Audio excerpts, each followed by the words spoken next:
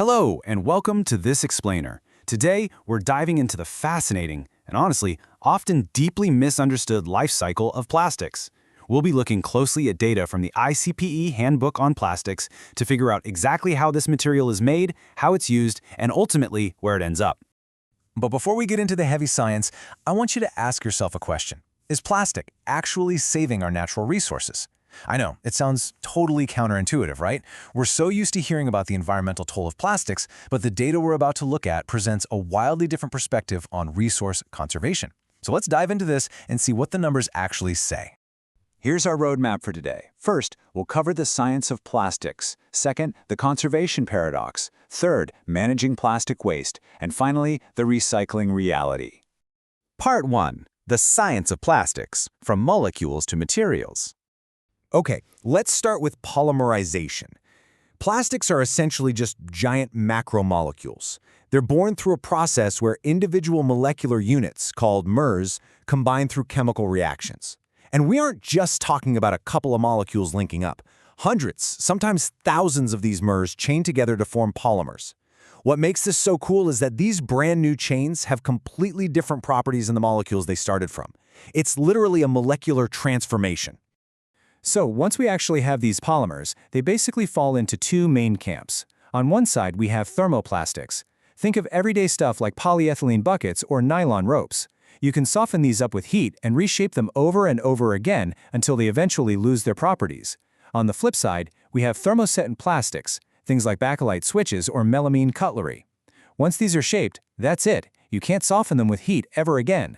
If you crank up the temperature, they won't melt. They'll just char right up. Now, you might be wondering where these commodity plastics come from in the first place. Well, they're primarily derived from chemicals like ethylene, propylene, and benzene.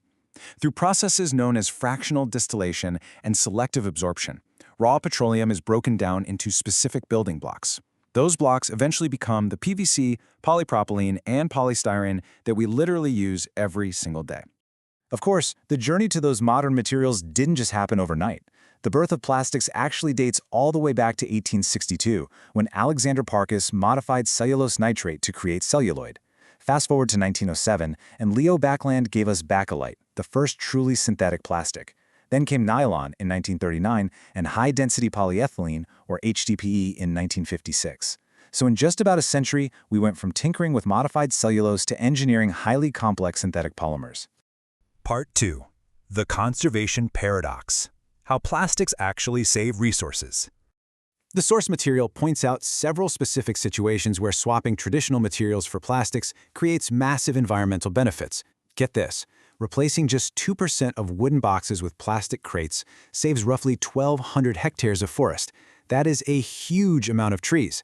In agriculture, flexible PVC membrane liners in canals stop massive amounts of water from seeping into the ground.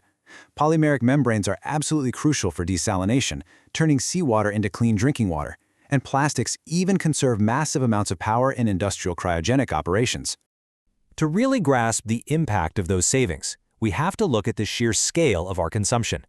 From practically zero at the dawn of the 20th century, humankind today consumes over 150 million tons of plastics every single year.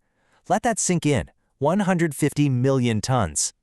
But here's the absolute kicker. It's all about how efficient those 150 million tons actually are. Think about the math for a second. To deliver roughly 8 gallons of a beverage, you only need 2 pounds of plastic packaging. To deliver that exact same amount using traditional materials, you need 3 pounds of aluminum, 8 pounds of steel, or a massive 27 pounds of glass. Because plastic is just so incredibly lightweight, it drastically cuts down on the transport fuel required to move goods across the globe. The handbook also drops some really interesting data on energy expenditure. Despite being a petroleum-based product, making plastics consumes less than 5% of petroleum hydrocarbons globally. The vast majority is just burned as fuel.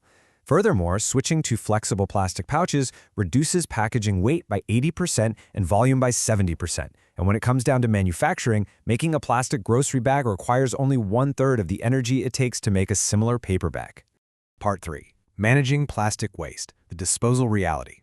When we think of landfills, we usually picture this endless mountain of plastic. However, the handbook reports a surprisingly different statistic. In a typical municipal solid waste setup, plastics actually only make up about 5 to 6% by weight and volume. The vast majority of urban waste, around 94 to 95%, is made up of other materials. Another major concern we hear a lot about is the toxicity of burning plastic. The handbook addresses this directly, stating that common plastic bags are made from polyethylenes, which just possess the basic building blocks of carbon and hydrogen. According to the source, burning these specific types of bags provides only carbon dioxide and water. It claims this releases no toxic or carcinogenic elements, but rather elements that are just a normal part of the natural atmospheric cycle. But recovering the physical material isn't the only way to recycle. Incineration, often called waste to energy, recovers the thermal content of the plastic. And this is pretty wild.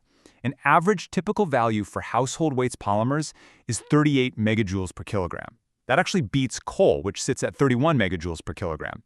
Plastic waste represents a highly valuable, high calorific energy resource that can actually be captured through controlled combustion. Part 4. The recycling reality. A second life. Let's ground all this in a specific regional context provided by the source. Take India, for example, where plastic recycling happens on a massive scale. An estimated 60% of both industrial and urban plastic waste is actively recycled there. That is a huge amount of material being diverted away from landfills and completely repurposed. But, the reality of achieving that 60% is incredibly difficult. The core challenge in recycling is that contamination is basically omnipresent. Dirt, food leftovers, mixed polymers, accidental mixtures, they all severely reduce the quality of the recycling and cause degradation of the plastics during reprocessing. Out in the real world, overcoming that contamination is a monumental task.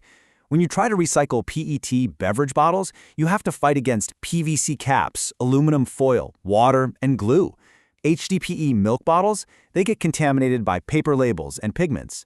Even LDPE shopping bags get completely ruined in the recycling stream by stray paper receipts, printing ink, and food scraps. Separating all these things out efficiently is a real headache. Overcoming that contamination requires a really rigorous 6-step process, mostly used for primary and secondary recycling. It starts with collection and strict segregation. Next comes cleaning and drying to strip away those contaminants we were just talking about. After that, the plastic is sized or chipped, agglomerated and colored, extruded into pellets, and finally fabricated into a brand new end product. And those end products vary widely depending on the polymer. Recycled PET is actually highly sought after by the textile industry, where it's turned into synthetic fiber for clothing, carpets, and pillows. HDPE gets a second lease on life as rigid pipes, synthetic lumber, and flower pots. And LDPE is reformed into durable trash bags and vital agricultural tubing. So waste plastics clearly hold immense economic value when they're processed correctly. Well, we've tracked the entire life cycle today, from molecular creation all the way to rebirth as synthetic lumber or thermal energy. Based on the handbook data we've reviewed, I want to leave you with one final thought to ponder. The next time you hold a piece of plastic, ask yourself, are you just holding disposable trash, or are you actually holding a highly valuable, reusable energy resource? Thank you so much for joining me on this explainer, and remember to keep questioning what you think you know.